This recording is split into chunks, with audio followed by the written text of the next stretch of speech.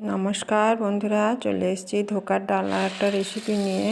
তো তার জন্য সবার প্রথমে আমি নিয়ে নিয়েছি কিছু ছোলার ডাল, আর এই ছোলার ডালটা আমি 3 ঘন্টা আগের থেকে ভিজিয়ে রেখে দেব। আর এখানে আমি কিছু সবজি কুচিয়ে নিয়েছি, একটা ফুলকপি, 2টো ফুল, আর একটা মিডিয়াম সাইজের আলু, টমেটো, আর আদা আর কাঁচা লঙ্কা। তো আমি এখন ফুলকপিটা ভালো করে ধুয়ে নিয়ে এভাবে একটা গ্রেটারের সাহায্যে আমি ছোট ছোট টুকরো করে গ্রেট করে নিয়েছি, খুব মিহি দানা। তো এবার আমি ছোলা ভেজানোর সাথে লঙ্কা আর আদা দিয়ে এটা আমি মিক্সিং জারে পেস্ট করে নিয়েছি। এখন কড়াইয়ের মধ্যে দিয়ে দিয়েছি 1.5 চামচ পরিমাণে সর্ষের তেল, আর তার মধ্যে সামান্য হিং ফোড়ন দিয়েছি, আর দিয়ে দিয়েছি বেটে রাখা ছোলার ডাল বাটাটা, আর তার উপর থেকে আমি ছড়িয়ে দেবো গ্রেট করা ফুলকপি। তো তোমরা তো ধোঁকা অনেকেই খেয়েছো, তো এইভাবে একবার বানিয়ে দেখো, খেতে খুবই ভালো লাগে।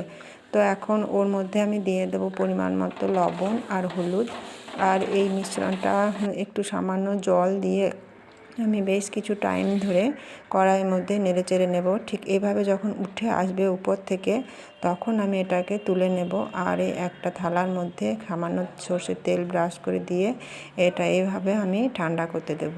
সামান্য ঠান্ডা হওয়ার পর আমি একটা ছুরি দিয়ে এইভাবে আমি ধোকার আকারে কেটে নেব।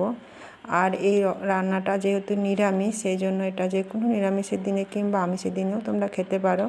তো যাই হোক, এই রান্নাটা বানানোর জন্য আমি নিয়ে নিয়েছি আদা, কাঁচা লঙ্কা আর টমেটো। এটা আমি একটা পেস্ট বানিয়ে নেব। আর এদিকে কড়াইয়ে আমি আবারও দিয়ে দেবো বেশ কিছুটা পরিমাণে তেল। এখন টুকরো করে রাখা আলুগুলো এই তেলের মধ্যে দিয়ে দেব, আর এর মধ্যে দেব লবণ আর হলুদ, আর গ্যাস কমিয়ে বেশ ভালো মতোভাবে এটা আমি একটু ভেজে নেব। তারপর এই তেলের মধ্যে আমি দিয়ে দেবো ধোকাগুলো, আর এই ধোকাগুলো গ্যাস কমিয়ে প্রথমে, আর তারপর বেশি গ্যাস দিয়ে আমি বেশ ভালো করে এপিট ওপিট করে লাল লাল করে ভেজে নেব। একটু কড়া করেই ভাজতে হবে, নাহলে ভেঙে যেতে পারে। এই মতো অবস্থায় তোমরা এটা ভাজাও, খেয়ে দেখতে পারো, খেতে গরম গরম খুবই ভালো লাগে, এমনি শুধু খেতেও। আর তারপর আমি কড়াইয়ের মধ্যে আর কিছুটা পরিমাণে তেল দিয়ে দেব। তেলের মধ্যে দিয়ে দেবো গোটা জিরে, এলাচ, দারচিনি আর তেজপাতা। এটা এলাচ নয়, দারচিনি আর তেজপাতা। তোমরা চাইলে শুকনো লঙ্কাও দিতে পারো। আর এখন এই গ্রেট করে রাখা দিয়ে দিয়েছি টমেটো আদার পেস্টটা, তার মধ্যে দিয়ে দিলাম একে একে ধনে গুঁড়ো, জিরে গুঁড়ো, হলুদ গুঁড়ো।